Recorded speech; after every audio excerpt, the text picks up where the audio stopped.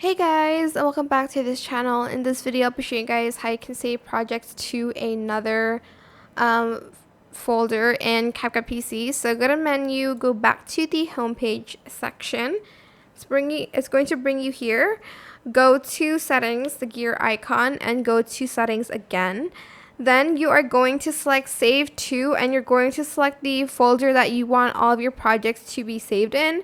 So for instance, your C disk is full. I would just put it on the hard disk instead of the SSD because mine's pretty full. But that is pretty much it for this video. I hope it was helpful for you guys. Don't forget to like, comment, share, and also subscribe to this channel if you haven't done that already. If you have any more questions about this video, just leave it in the comment section down below. I will try my best to answer them all for you guys.